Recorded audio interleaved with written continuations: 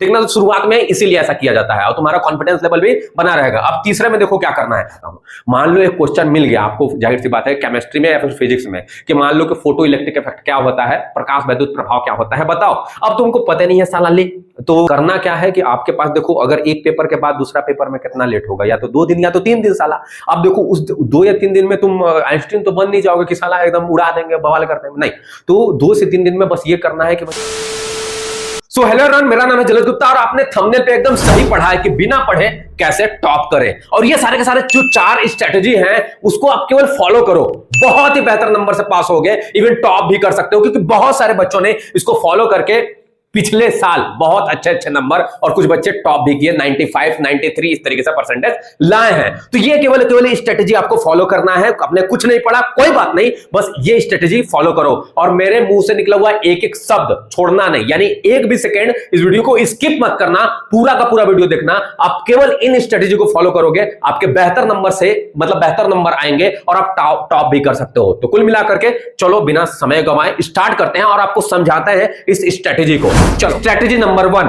अब इसमें देखो क्या करना है कि आपको एकदम रिलैक्स रहना है और रिलैक्स होकर के जो भी आपको कॉपी मिलेगा उस कॉपी के अंदर आपको क्या करना, अपना नाम और अपना जो भी रोल नंबर है उसको बढ़िया तरीके से भरना है। ये नहीं कि आपका एकदम हालत खराब है, मैंने तो कुछ पढ़ा नहीं है और रोल नंबर ही गलत लिख करके आ गए, ऐसे रोल नंबर गलत लिखोगे वैसे ही फेल हो जाओगे। तो कुल मिलाकर के बढ़िया से रिलैक्स होना है और रिलैक्स होकर के अपना रोल नंबर अच्छे तरीके से एकदम देख देख करके भरना है।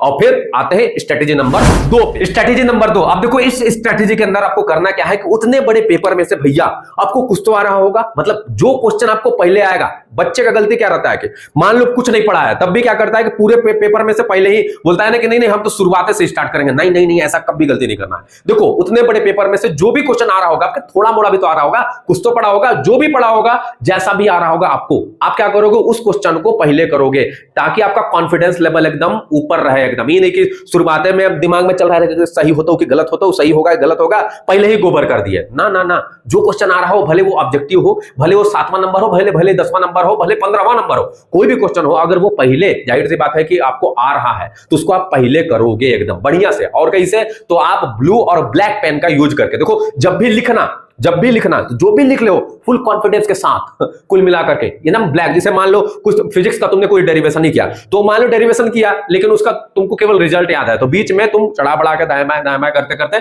उसका जो रिजल्ट होगा ना, उसका रिजल्ट एकदम ब्लैक पेन से लिखना है एकदम, अगर याद है तो। और नहीं याद है तो देखो आप क्या कर सकते हो कि अगल बगल थोड़ा सा मार सकते हो, अगर क्लासरूम का जो माहौल हो फ्रेंडली हो। अगर ना हो तो मत करना, नहीं तो रेले जाओगे कुल मिलाकर के। बात सही बता रहा हूं, अगर क्लासरूम में देखो कि टीचर थोड़ा फ्रेंडली है, थोड़ा चल सकता है तब, नहीं तो रेले जाओगे और बढ़िया मतलब वैसे भी जाओगे। तो कहने का मतलब है कि ये जो आसपास में देखना होना वो क्लासरूम पे डिपेंड करता है कैसा है, ये नहीं कि भाई दिखाओ ये है वगैरह वगैरह, नहीं तो चल जाओगे, पार हो जाओगे। बातें समझ में आ रही है। तो कुल मिलाकर के स्ट्रेटेजी नंबर 2 में तो जो क्वेश्चन आ रहा है बढ़िया तरीके से उसको पहले करो। अगर अगल बगल से अगर तुमको खुद आता है तो करो, नहीं तो अगल बगल से क्लासरूम का अगर माहौल फ्रेंडली है तो अगल बगल से पूछ डालो और उसको करो। और याद रखना एकदम अच्छा कॉन्फिडेंस लेवल हाई होना चाहिए। कहने का मतलब है तुम्हें पता है कि तुमने थोड़ी मोड़ी गलतियां कर रखी है, लेकिन ब्लैक पेन से उसको बॉक्स में करो। बात समझ में आ रहा है, थोड़ा कॉन्फिडेंस लेवल हाई रहो और सही लिखने का, शुरुआत का जो क्वेश्चन होता है उसको सही लिखने का कोशिश। स्ट्रेटजी नंबर 3, अब देखो इसके अंदर क्या करना है। अब दूसरे वाले में तो तुमने जाहिर सी बात है कि जो क्वेश्चन आ रहा था आपको बढ़िया तरीके से उसको आपने लिख दिया, जो कि जाहिर सी बात है एग्जामिनर जब देखेगा तो उसका थोड़ा सा फीलिंग थोड़ा बेटर होगा कि अरे भैया किया है यार, सही किया है, ठीक ना। तो शुरुआत में इसीलिए ऐसा किया जाता है और तुम्हारा कॉन्फिडेंस लेवल भी बना रहेगा। अब तीसरे में देखो क्या करना है। अब जो क्वेश्चन बच गया उसको क्या करें, अब उसको अपने से बना करके लिखना चालू करोगे। ना दाएं देखोगे, ना बाएं देखोगे, ना आगे ना पीछे। देखो तुमने क्या किया है कि जाहिर सी बात है कि जो भी तुमने कुछ तो पढ़ा होगा साल भर में, कुछ भी पढ़ा होगा। जाहिर सी बात है कि मान लो फिजिक्स में तो फिजिक्स में, केमिस्ट्री में तो केमिस्ट्री में कुछ तो पढ़ा होगा। तो जाहिर सी बात है कि देखो तीसरा नंबर में क्या करना है कि तुम्हें चैप्टर के हिसाब से क्या करना है कि थोड़ी सी समरी याद करनी है। कि समरी का मतलब थोड़ा लमसम, और जाहिर सी बात है कि जो भी क्वेश्चन मिले उसको अगर चैप्टर के हिसाब से मान लो तुमको नहीं पता तो उसको किसके हिसाब से देखना है, बुक के हिसाब से। देखो मैं कहना क्या चाहता हूं, मान लो एक क्वेश्चन मिल गया आपको, जाहिर सी बात है केमिस्ट्री में या फिर फिजिक्स में, कि मान लो कि फोटो इलेक्ट्रिक इफेक्ट क्या होता है, प्रकाश वैद्युत प्रभाव क्या होता है, बताओ। अब तुमको पता नहीं है साला ले, तो जाहिर सी बात है कि पता नहीं है कि प्रकाश वैद्युत प्रभाव क्या होता है। तो अगर तुम्हें यह पता चल जाए कि साला जो चैप्टर कौन सा है तो चैप्टर का नाम यही है, तो चैप्टर के हिसाब से अगर तुम्हारे दिमाग में कुछ पता हो, प्रकाश की बात कर रहा है, वैद्युत की बात कर रहा है, कुछ बता रहा हूं, तो इसी के बिहाफ पे बढ़ा चढ़ा के लिखना स्टार्ट करो। रुको मत, लिखना स्टार्ट करो। चौचक कॉपी भरो, कुछ न कुछ। जाहिर सी बात है अब देखो प्रकाश है तो प्रकाश आने का का कुछ फिगर भी बना दो ताकि टीचर को लगे कि हाँ चलो लिखा है भैया, फिगर बना दो, कहाँ प्रकाश आ रहा है तो किसी वस्तु पर पड़ा, ऐसा कुछ यार कुल। तो चैप्टर के हिसाब से अगर चैप्टर पता है तो अब मान लो लड़का कह रहे हम तो कुछ नहीं पढ़े हैं, एकदम मतलब एकदम गोबर कर दिया है, साल भर हम केवल और केवल जाहिर सी माध्यम नर और मादा मित्र से बतिया है केवल। तो अगर कुछ नहीं पढ़े हो तो क्या करोगे, बुक के हिसाब से अरे जिस सब्जेक्ट का तुम्हारा पेपर है उस सब्जेक्ट का तो याद होगा ना, कि मान लो इंग्लिश का है कि केमिस्ट्री का है, तो केमिस्ट्री का है तो फिजिक्स का है तो बायो का है, कुछ तो याद होगा, तो उसी पेपर वगैरह। तो बुक के हिसाब से क्वेश्चन का समरी बनाओ। अब ऐसा नहीं करना है कि साला एक क्वेश्चन में बुक के हिसाब से समरी लिखे तो हल्ला सब क्वेश्चन के अंदर वही आंसर लिखे, थोड़ा बदलो, बदलाव करो। बात समझ में आ रहा है? तो कुल मिलाकर के बुक के हिसाब से लिख सकते हो कि फिजिक्स के बारे और मतलब कि अगर प्रकाश विद्युत प्रभाव या फिर मान लो रिएक्शन लिखने के लिए दे दिया, अब रिएक्शन आधा लिख दिया है, बोल रहा है कि प्रोडक्ट क्या बनेगा वही बताओ, तो तुम क्या कर सकते हो कि जाहिर सी बात है कि वो और वो, तो उसमें आप तुम बढ़ा चढ़ा के कुछ ऐसा बना सकते हो, ऐसा चीज बनाओ कि उसकी 4 पुस्ते 10 पुस्ते जाहिर सी बात है कि ढूंढने में एकदम वो विलीन हो जाए कि साला बनाया क्या है आखिर में, मतलब कुछ ऐसा ही करना है। लेकिन थोड़ा सा लगे कि केमिस्ट्री का रिएक्शन लिख रहे हो, इन्हीं से कि मासूका का ये जन्म ऐसा हुआ था तो ऐसा लड़ाई हो गया था, वैसा मत करना। कुल मिलाकर रिएक्शन है तो रिएक्शन ही लिखना, भले ही उसको बढ़ा चढ़ा करके छोड़ना नहीं है एक भी क्वेश्चन। तो कुल मिलाकर के स्ट्रेटेजी नंबर 3 में यही करना है, या तो चैप्टर के हिसाब से पता है तो, या तो बुक के हिसाब से आपको क्या करना है, पूरा समरी लिखना है, मतलब सारांश अगर आपको पता है तो उस क्वेश्चन का आंसर लिख देना है, या तो चैप्टर के हिसाब से या तो बुक के हिसाब से। एकदम नहीं फेल होगा, रुकना मत, पेन रुकना नहीं चाहिए, लिखते रहना है एकदम। बात समझ में आ रहा? आप बोलेंगे फिजिक्स वाले के सर डेरिवेशन आ गया, तो डेरिवेशन में बस कैलकुलेशन कर सकते हो आप। मान लो कुछ भी ये 1-2 दिन में जो भी पढ़े हो गए तो वही पता है, तो उसी का धीरे धीरे उसी के हिसाब से बना करके लिखो। अब ऐसा मत कर देना मेरे भाई कि केमिस्ट्री का साला पेपर है फिजिक्स लिख रहे हैं, उस समय साला क्या कहते हैं फिजिक्स का पेपर है हिंदी लिख रहे हैं, वैसे करोगे तो जल्दी रेलाओगे। बातें समझ में आ रहा है? ऐसा करना मत, जो बता रहे हैं उसको करना, सीरियस बात मैं बता रहा हूं।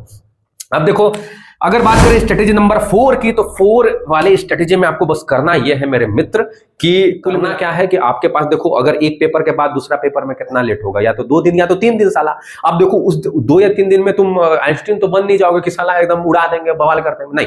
तो 2 से 3 दिन में बस ये करना है कि भाई स्ट्रेटेजी तैयार करना है कि ये क्वेश्चन आएगा तो साला ऐसे लिखेंगे, वो क्वेश्चन आएगा तो ऐसे लिखेंगे। एकदम नहीं कि हम तो अभी एक ही दिन में हम पूरा रिसर्च कर लेंगे, एक्सपेरिमेंट कर देंगे, पूरा फाड़ देंगे साले, ऐसा कुछ नहीं। वही थोड़ा सा माइंड को क्या करना है, तो माइंड को तेज करना है कि कैसे बना बना करके लिखना है, बस इतना करना है स्ट्रेटेजी नंबर 4 में।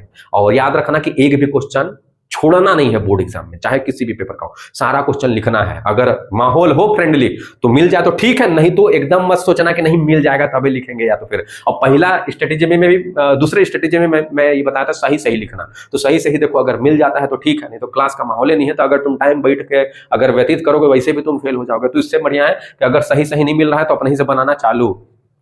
स्ट्रेटेजी नंबर 4 पे जंप करो, जब नहीं आ रहा है तो एकदम बिना पढ़े लिखे। तो इस तरीके से करोगे तो टॉप भी मार सकते हो, लेकिन मतलब टॉप भी तो मार सकते हो, लेकिन मैं एक बात बोलना चाहूंगा कि फेल तो नहीं होगे ही, बात मेरी गारंटी ले लो, फेल कभी नहीं होगा अगर लिख करके आते हो तो। वैसे ही जो फेल आज के डेट में देखो बोर्ड में वो फेल हो जाता है ना साला जो एकदम गोबर रहता है एकदम, तो वो बात समझो। मैं भी एक टीचर हूं, मैं भी बच्चों को पढ़ाता हूं, तो एकदम जो गोबर कुछ नहीं लिखता वही फेल हो जाता है। आप लिख क्या होगे, गारंटी नहीं फेल होगे। तो ये तो बात हो गया, हाँ जाहिर सी बात है कि बिना पढ़े लिखे कैसे टॉप करें या फिर बहुत अच्छे नंबर से पास हो जाए। अब जो बच्चे पढ़ लिख करके पास होना चाहते हैं, कमेंट बॉक्स में, कमेंट नहीं यार जाहिर सी बात है, डिस्क्रिप्शन बॉक्स में 3 से 4 वीडियो मैंने ऐसे बनाया है जो कि बहुत ही ज्यादा महत्वपूर्ण है बोर्ड एग्जाम वाले बच्चों के लिए। तो जाओ जाहिर सी बात है डिस्क्रिप्शन में और वहां से देखो और किस तरीके से स्ट्रेटेजी होनी चाहिए, कैसा पढ़ना है एकदम। मतलब कि ये तो जाहिर सी बात है मैंने जो बच्चे पढ़े लिखे नहीं है, मतलब पढ़ लिख नहीं पाए थे, तैयारी नहीं कर पाए तो उनके लिए है। और जो बच्चे जाहिर सी बात है कि पढ़े लिखे हैं, उनको और अच्छे तरीके से प्रिपरेशन करना, तैयारी करना है, तो डिस्क्रिप्शन में बताओ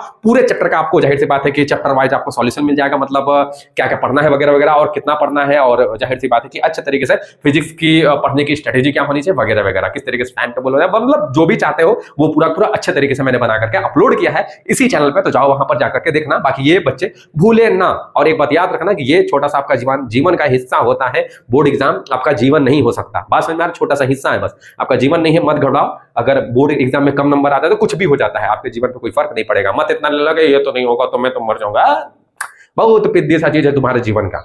बिना पढ़े लिखे भी बहुत कुछ कर सकते हो, लेकिन जाहिर सी बात है कि अभी टाइम है तो पढ़ लो और थोड़ा सा दिमाग को तेज करो। टाटा बाय बाय, सब्सक्राइब जरूर कर लेना, शेयर कर देना वीडियो को, और जाहिर सी बात है कि लोगों तक इस वीडियो को पहुंचाओ। और बस यही कहना चाहूंगा, thank you so much video को देखने के लिए, सपोर्ट बनाए रखना और मेरे एक्सपेरिमेंट वीडियो को जरूर देखना और लाइक शेयर भी करना। पक्का बाय बाय टाटा, टेंशन मत लेना, टॉप जरूर करोगे।